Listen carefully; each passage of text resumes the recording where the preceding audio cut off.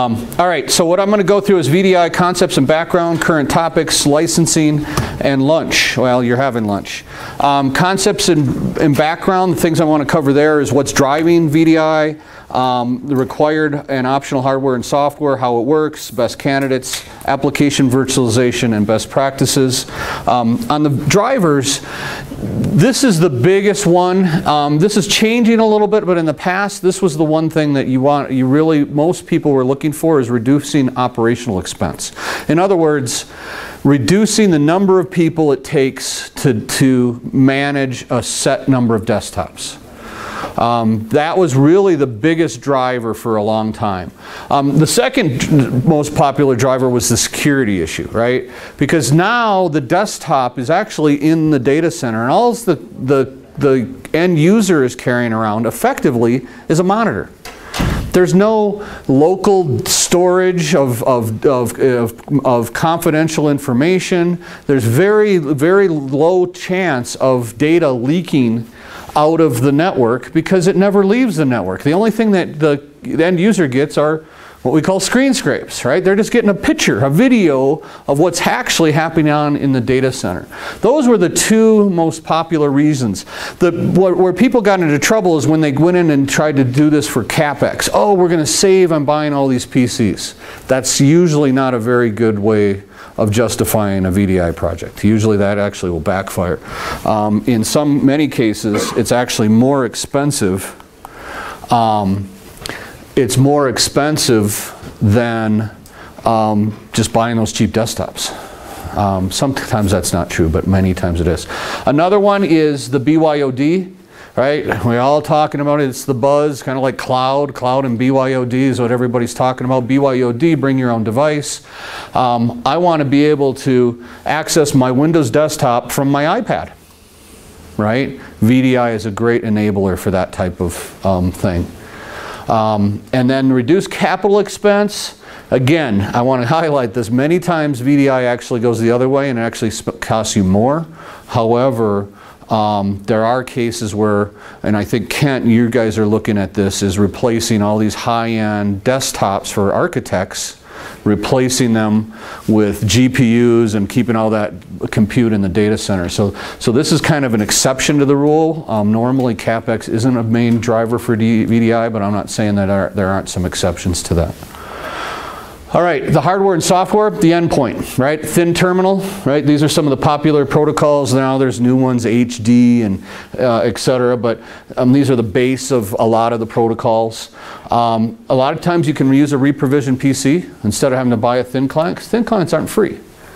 And you can actually lock down the underlying OS, so it actually, the user, they log immediately right into their VDI session. They can't even get at the underlying OS that's running on the PC. You lock that down, they can't even get at it. They immediately log into their VDI session. So we basically dumb down a PC to look like a thin term. Another hot area now is zero clients, right? So instead of thin clients or thin terminals, zero clients or zero terminals. The idea with the zero is even with the thin term, there's still a little bit of disk space, a little flash memory. Many times it might even have a DVD player, things like that. The zero clients, they're getting them down to nothing. There's really actually just a chipset. And the most popular one, and I got it on the other slide, is Teradacci. And they're purpose-built. So the chipset really handles the video. There's not a separate video card. They'll only run one of these protocols, and it's usually PC over IP in a VMware View environment. Where thin term, you can 1 minute you run ICA in a Citrix environment, and then all of a sudden you decide you want to do VMware. You can go to PC over IP. Thin terms give you that flexibility. Zero terms don't. They're purpose-built for a particular protocol, but there's nothing to manage on them. They're zero footprint. The hardware, lots of RAM and CPU, right? You've got a lot of virtual machines running on there. As a general rule, again, these are just rules of thumb. Your mileage may vary, but 5 to 10 VMs per core in your server. Make sure you got fast storage. The boot image, if you have a bunch of people that come in at 9 a.m. all at once and they're all trying to boot, that could kill your storage. And then all day long, the swap, right? Windows desktop operating system, what does it love to do? Swap stuff out of RAM into disk. If you now have slower storage going across a slow, like say a 1 gig iSCSI network, that could be trouble. So the performance could be degraded all day long, not just during the boot storm. And then a lot of times you still store your NAS, your user data, their Word docs, etc., out to a file share or NAS. Hey Dave, I got a quick question. So if you're looking at doing that, you're going to want to make sure that your tier 1 storage is, I mean, you got high IOPS, right, to be able to handle that. Right. And invest some money in those higher drives with faster spindles. Yes. So on the software side, the VDI, usually there's a VDI solution. Citrix, and I mean, I'll be blunt, Citrix and VMware kind of rule the market. Microsoft, we're a Microsoft Gold partner. We're actually Gold certified in their Hyper-V technology. Stay away from Microsoft for VDI. It's not there yet. The server virtualization, definitely something to look at. The Hyper-V for server virtualization, I'm all for it. VDI, you want to look at VMware View and Citrix Zen Desktop, right?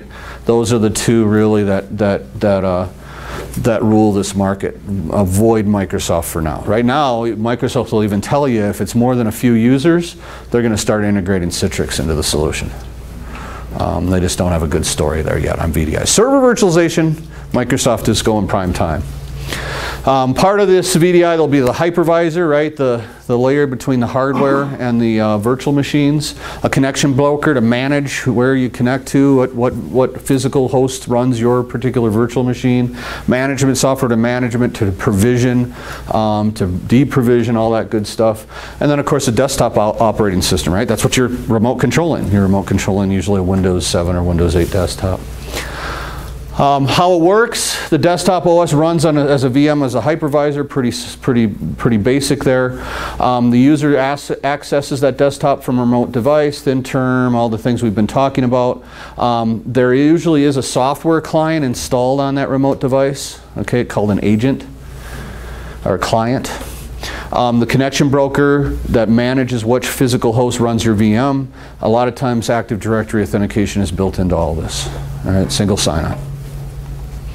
This is a map. It's getting a little dated. The technologies haven't really changed so much, but like VMware, they keep on changing their names and bundles, and now they're Horizon, and they just love to keep it moving.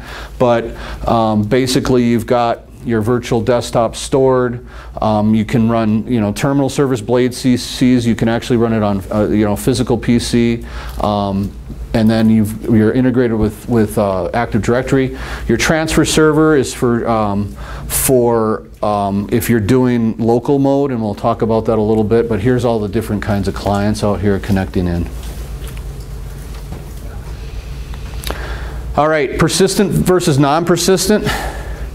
If you can, non-persistent is best. Remember what the main goal or one of the main benefits of VDI were that I mentioned at the beginning was reduced operational expense. Well, if you go and just provision a separate VM for every user, then allow them full access to the C drive and install all the apps they want, you've saved nothing, right? So great, they're all, in fact, you're spending more for the same thing. Because now those VMs are sitting in the data center, and the users are still installing everything. You can't kind of, so to speak, snapshot and revert back to previous configs. You can't do a single patch and patch multiple machines. All the benefits, operational type benefits you get with VMware. If you give everybody their own stinking VM running, not a linked clone, and we'll get into that, you're not saving a lot. Okay, you want to try to get more and more towards non-persistent. Now, non-persistent doesn't mean we can't store some user settings, but you're trying to get away from allowing them to install stuff on the C drive, install their own applications, because once they start doing that, when you revert them or roll them back to a previous version, their apps disappear, right?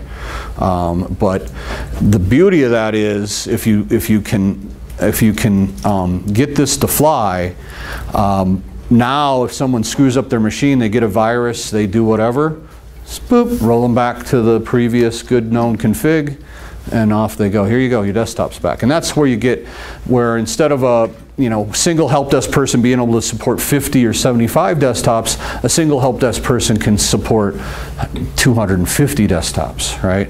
That's a big savings.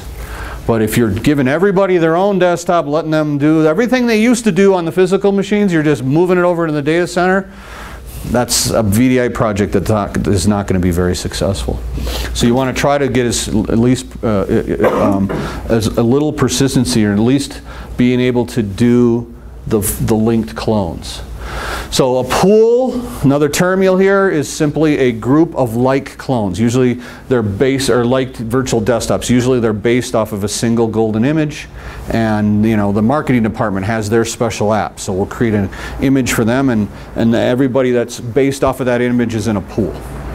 A linked clone is a clone that's spun off of a base image, a parent, right? And you can spin many images off that one parent. In other words, then if I patch or repair the parent or add a new application to the parent, when we refresh those linked clones, they'll take that on from the parent. If we apply patches to the parent and then recompose, meaning have that virtual machine re-image itself, so to speak, it'll actually then, all those desktops linked to that parent will take on those patches. Patch once, get a whole bunch of machines all at once. An agent, as we talked about, that is the client, if you will, running on the remote desktop, or on the virtual desktop. All right, so this is a really big image. There's actually 3 images. There's the parent, which is actually never running usually. Unless you're going to bring it up to add new software, apply patches, do whatever to that parent. Once you've done that to the parent, you spin a replica off of the parent, and that replica truly never is spun up. Okay, and that replica is this image that then all the linked clones are made off of. So the replica is never actually spun up. Okay, then over time you say, oh, you know what, we need to add this app and this app to our image. You go to the parent, you can spin it up, right? It's a desktop, a virtual desktop, just like a real desktop. Apply your patches, install your software, all that good stuff, shut it back down, create a new replica off that updated image, and then link your clones to that new replica. Does that make sense? So it gets a little tricky. They're like, okay, there's a parent, and there's a replica, and then there's the actual linked clone that users run. Okay, so it's a kind of a 3-tier architecture. Recompose basically recreates the image from the updated, basically, replica. Okay, so you update the parent, which updates the replica, then you recompose your VM, it goes and grabs all the changes that happen to that replica. A refresh just is more of a backout. It takes less time, okay, but it backs out any changes that they've done to that image. So if they installed software, it'll uninstall that software. And then rebalance is another concept. Basically, many times in a VDI environment you have multiple hosts, and you need to be able to balance the load across all those. And a rebalance is where is somebody's particular VM going to run? Where are we going to move those VMDK files? PC over IP, or ICA, is Citrix still calling it ICA, or are they using that HDFX or whatever? Is that? HD, you're talking about the HD Pro stuff. The protocol between them is ACA. ICA? ICA, yeah.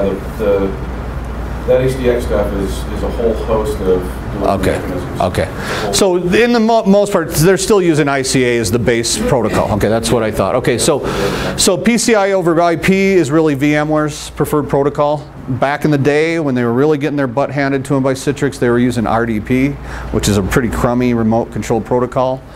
They had to fix that. They adopted PC over IP as their protocol between the remote desktop running in the data center and the physical thin term or whatever. RDP stinks. Yes? Does the PCIe IP, does that allow for GPU compression and rendering on the other side? That I don't know. That I don't know. Every new version comes out, there's enhancements to this stuff, right? This right here is a big deal. This protocol is extreme. This is why Citrix is doing well. Even though VMware really owns the server virtualization market, right? That's where they got the head start on. Guess who got the head start on this remote type desktop, right? Citrix, right? That's what they've done all along. So on the remote desktop, this ICA really is a competitive advantage for Citrix.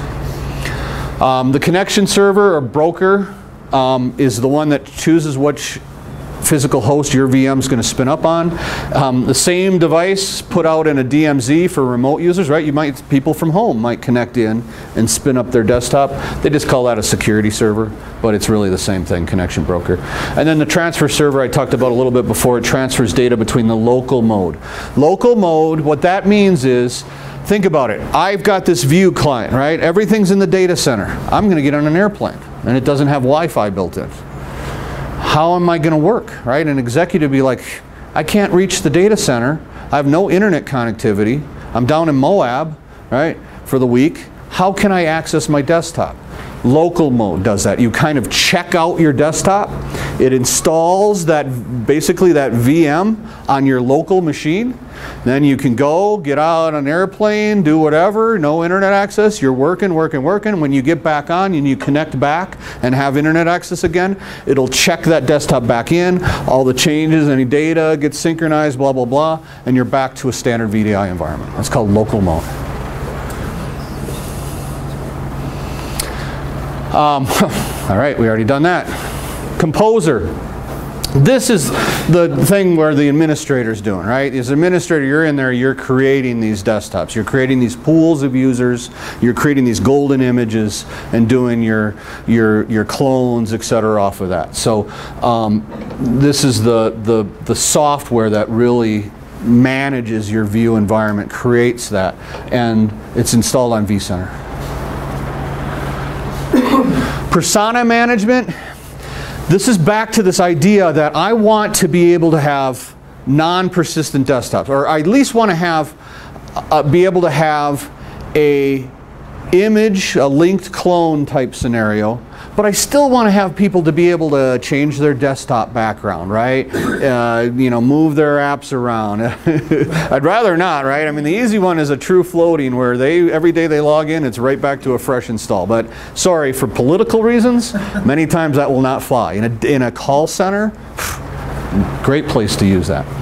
But what they're trying to do with this persona management is still give that linked clone where if you want to patch, you just have to patch the master image and then push that down to all the linked clones, all that good stuff. Or if someone messes it up, we can easily roll it back. But still give them some type of personal appearance of their desktop. So it's kind of like a roaming profile, but if you know anything about roaming profiles, those could create part of a boot storm, right? There's a lot of things being pushed down. It's a little more efficient way of doing a roaming profile type scenario. I think that's it. Okay, so who are the best candidates for VDI? Right here. Information workers, right? Your administrative assistants, people that they're just working with your office applications. They're not doing any high-end compute on their machines. Great candidates. Call center, love to do the non-persistent desktop in the call center. Every day they walk in, it's back to the way it was yesterday before they messed it up automatically. Mobile users, I want to access my desktop from my iPad.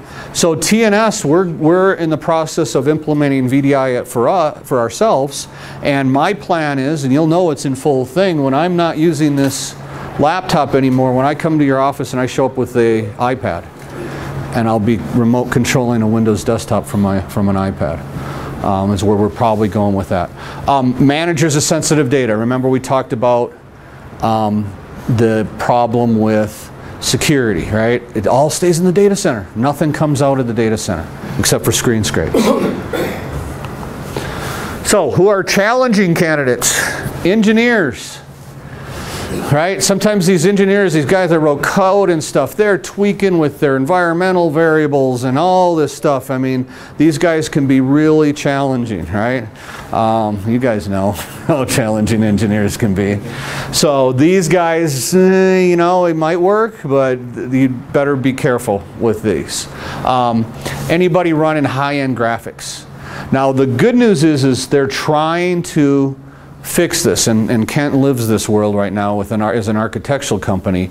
They're using all these high def 3D graphics, etc.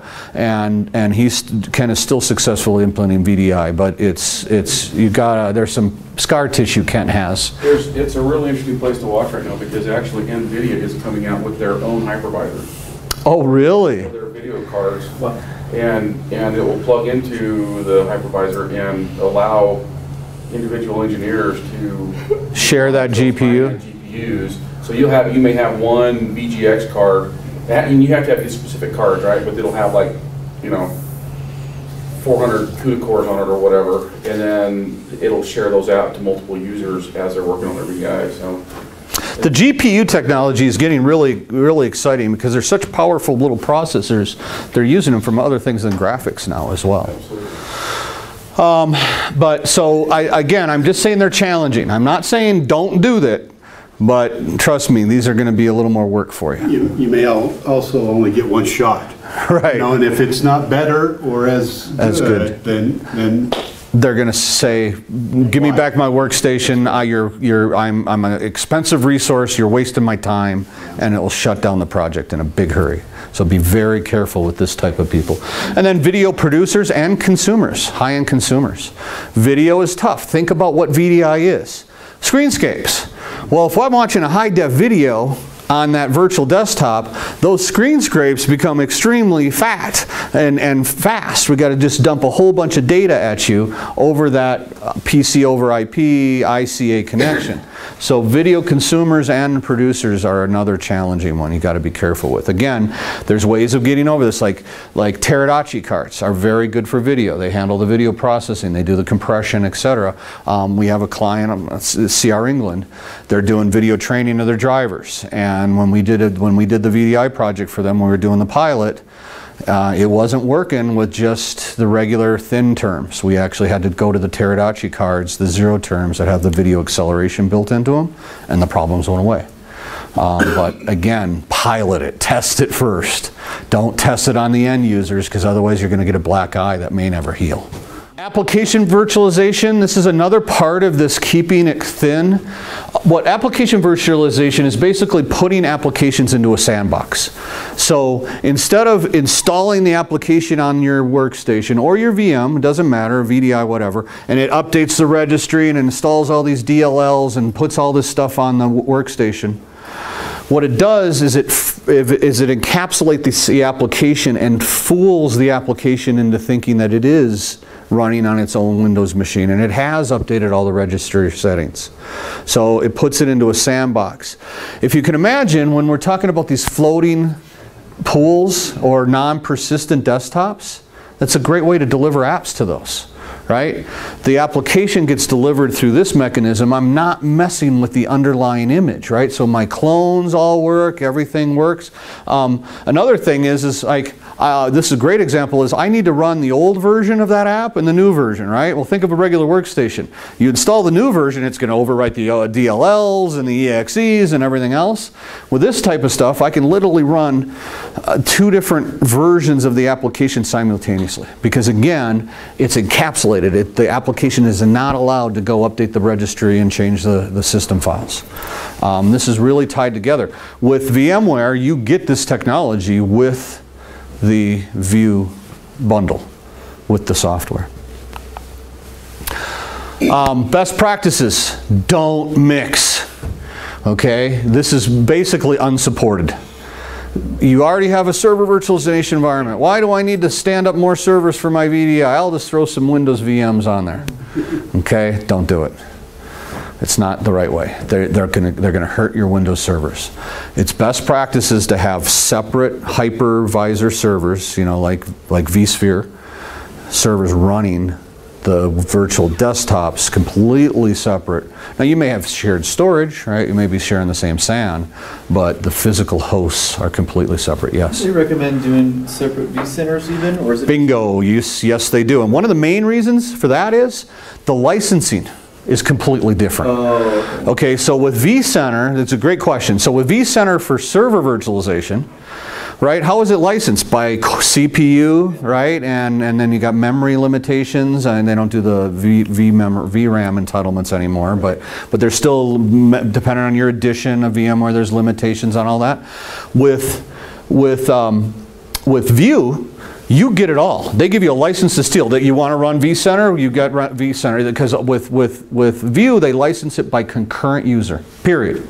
You got 20 users, great. You want to run that on 5 different physical hosts, and so run 5 copies of vSphere, the hypervisor, great. We don't charge you per physical host, we don't charge you per CPU, we don't charge you for anything except the number of concurrent users. So you get vCenter, for View it's called, and it's just because it uses that different licensing model. So it'll just cap, if there's a certain amount of users that hit, it just caps it? And it's concurrent users too, which is nice. So if you've got multiple shifts, you know, whatever your high watermark is, how many people at one time would be logged in, that's what you license for. Cool.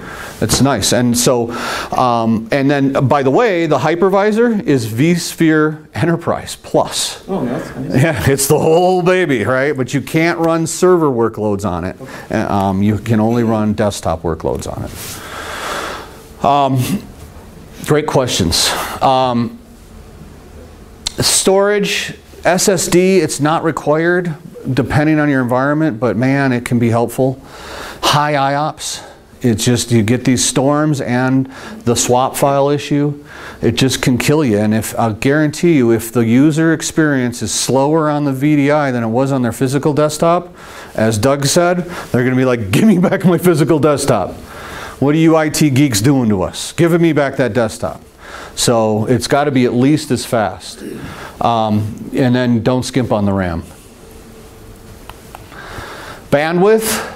Be careful. I actually, when this first came up, we were asking VMware, oh, 50K, we can pull it off 50K.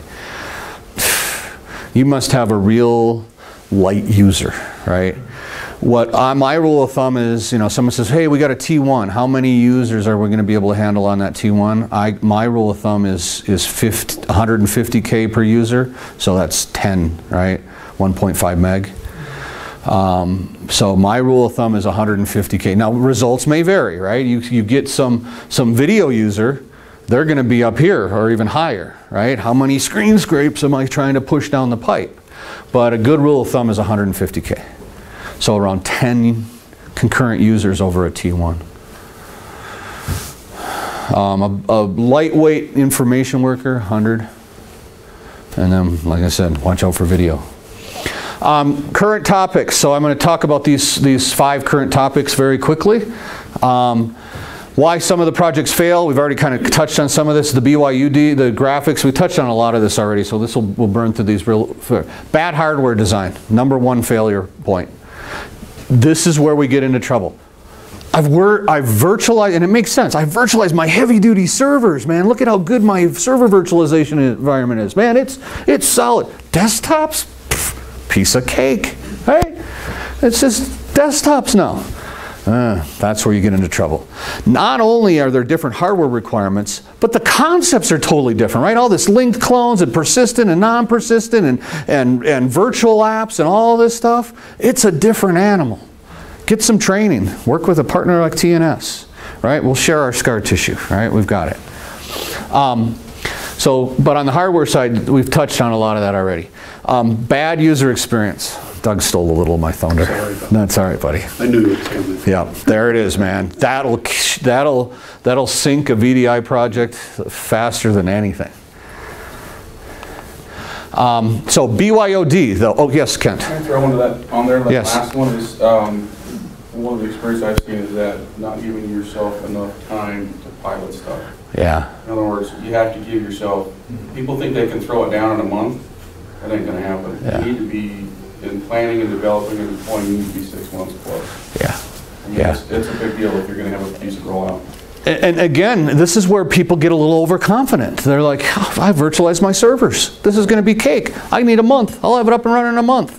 By the time you have to go through all the applications in your profile, and I mean, maybe you could get it done in a month if you had the right people and you have a big enough staff. But if it's 2 or 3 guys trying to figure out all of the applications that you can be running in there, it could take a long time to get everything pinned down the way it has to do to increase the performance. Right. And you want to work with, you want to work with your storage vendor, right? You want to work with Compellent and and TNS, and let's make sure, let's run DPACs, let's make sure that we have enough IOPS free available to start doing this. And when we start doing the pilot, let's run another DPAC. Let's see how hard we're hitting it, and kind of calculate how many we're going to be able to add before we have to add SSD or more spindles to get the IOPS you need. Just don't take it lightly. This is a different animal. All right, BYOD. This is huge. I mean, again, I know it's like cloud, buzz, buzz, buzz, right? BYOD, but everybody wants to walk around with an iPad or some kind of tablet and access their apps. So you, as an IT administrator, have 2 choices. I either learn how to write iOS apps, right, and convert my business apps over to iOS and start buying, Office for iOS or Android, which doesn't exist, or you give them a remote desktop, and then I don't have to mess with iOS. I don't even, maybe I'm an Apple lover or I'm an Apple hater. I don't care. You don't have to touch the desktop, the Apple operating system, the Android operating system. You're supporting a Windows desktop.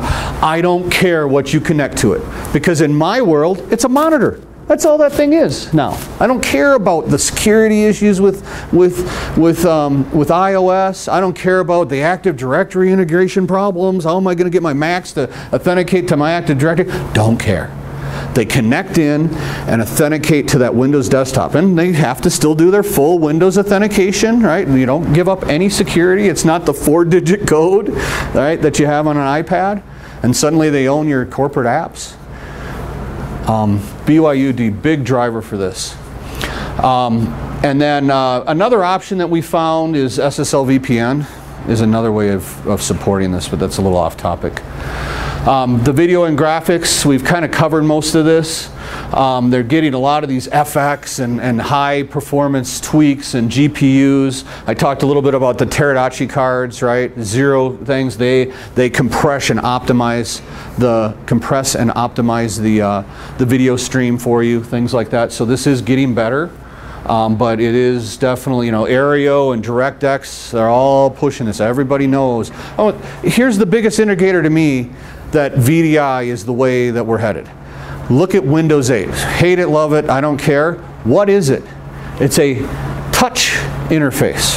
Why do you think they're doing that? Yeah, the iPads and all that stuff got popular, but think about this in a VDI environment. I'm on my touch tablet controlling a Windows touch operating system, right? So now the stuff I'm used to on my iPad when I'm remote controlling my Windows desktop all still works. All the touches and the 3-finger expands and contracts and all that. That's why, in my opinion, Microsoft Windows 8 interface is so touch oriented.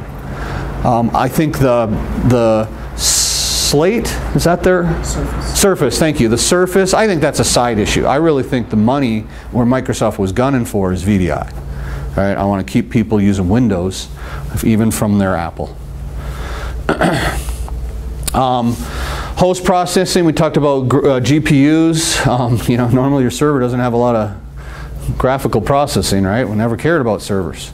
But the cruddiest, oldest monitors on our servers, right? That changes with VDI. And then the CapEx savings we talked about again. This is a tougher one to do if you can. It can be a CapEx saving. Remote offices is a gotcha.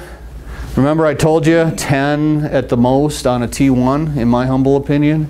So suddenly you've got this on. If you're into that, look at Horizon Mirage. I was going to click on this one. Horizon Mirage is a VMware's purchase, and it's trying to give a VDI look and feel as far as the management, but still have local operating systems. So the operating system, it's kind of like local mode. It's always running on the local machine though. It's not ever running in the data center, but you can still do clones and things like that and re-image a machine, upgrade the OS. This video, there's a video on this page. It's cartoonish, but it's actually a pretty interesting video. It's 2 minutes. I would have played that, but we're just out of time. Software, you've got to license the desktop. This is one of the things, is if you're in this room, okay, you need to start thinking about getting SA on your Windows desktops. As you're buying Windows desktops, you got to start thinking about SA. So here, is it the next slide? No. So what happens is, I've got another slide, a couple slides in, but basically you have two choices. You've got to license that Windows desktop that's running in the cloud, right? That's running in the data center. So there's two ways Microsoft allows you to license that. If you have SA on the local operating system, on the workstation, then you're allowed to run a virtual machine in the data center, right? And that costs you around $50 a year for SA on a Windows desktop operating system. So how do you get this? Well, hold on, Dave. I buy Dell desktops, and when I buy those Dell desktops, they come with Windows. It's pre-installed. It's the OEM version of Windows. Great. Give me a call, and we'll add SA to it. Okay, you have 90 days to do that. I got another slide on that coming up. It's about otherwise, if you're not coming from a Windows desktop, or you're coming from an iPad or something, or you don't have SA on your Windows, then you have to buy the VDA license, and it's around $100 a year forever. So $50 a year or $100 a year, your choice. Well, you don't have a choice if you're coming in from a Mac, right? Because there's no way you're coming in from a Windows desktop. Yes? Is there, I think there's an option to buy volume licensing and keep that under SA, isn't there not? Yeah, that's the VDA, or I'm not sure what you mean volume. This all is volume licensing. The open. We had a way to upgrade our OEM licenses after the fact. Right, you had 90 days. Outside of the 90 days. Well, you were just buying a Windows upgrade to the new version and then putting it under SA. Oh, maybe that's what they're doing. That's what they're doing. It was probably going to cost you more than $50 a year at the beginning, but then it would be 50 years. Again, we can run through all the scenarios. If you guys want to talk about it, just let me know. There was an option where you could buy volume licensing and then keep it under SA, and it would allow you to run on the desktop with 1 VM. Yeah. Again, it's the SA that's allowing that, though. Right. As long as you're under SA, you're allowed to do that. Just to give you some numbers, this is VMware, this is what we do. The Horizon View is now the new name, right? Again, marketing, they bought Horizon Mirage, and now everything's under the Horizon View is the classic VDI, right? 10-pack of concurrent users, $2,500 list plus support, includes everything. SA VDA, there's the slide I was looking for. List price, list price. Okay, those are the only two options that you have.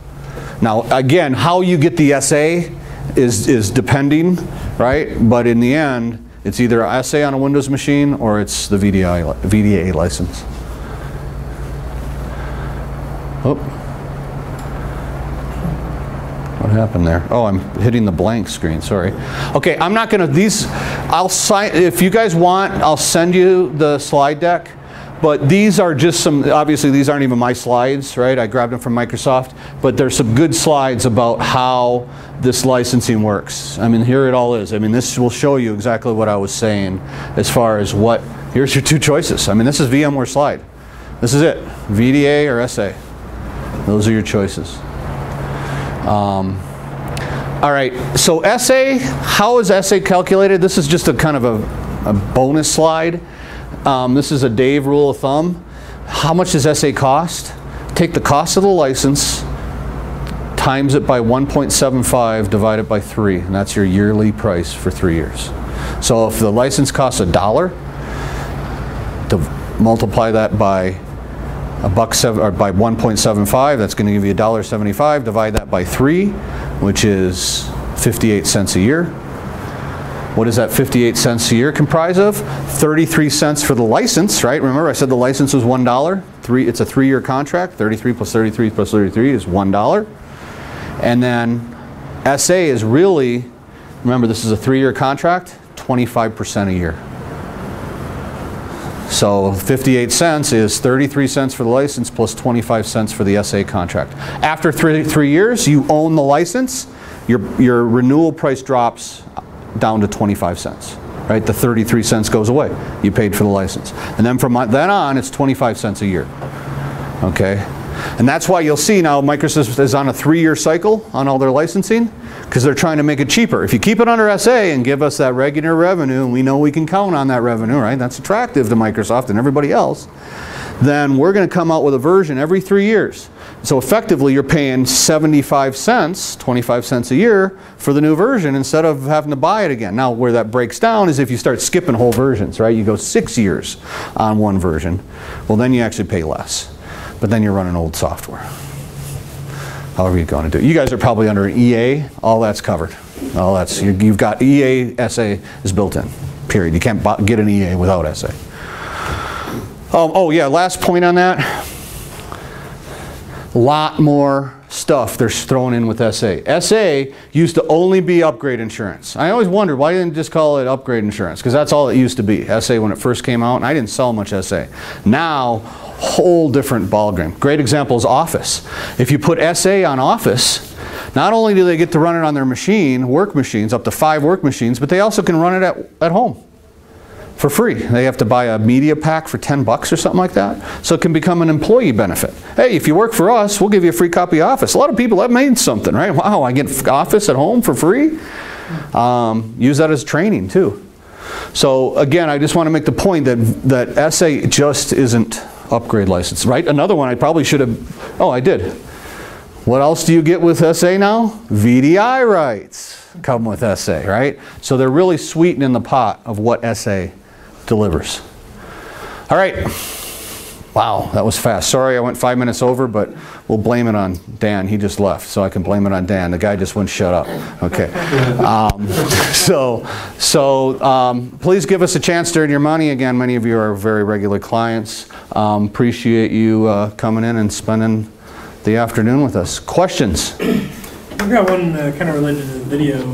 We use a lot of webcams on most of our desktops right now. Ooh, how would that affect? That's going to be tough. They don't do video so much as they do a manual capture. So literally currently all they're doing is they're not broadcasting video. They're literally just taking a snapshot and then that image is getting uploaded to the server. That is a really good question. Ken, you have any idea? They're running webcams on their PCs. So you'll visually see it on your screen, but we're not broadcasting, we're not Skyping or anything like that. We're literally just taking a manual capture of that webcam image and then uploading that to one of our applications on the server. So I'm more curious how that video bandwidth would affect us in that particular case.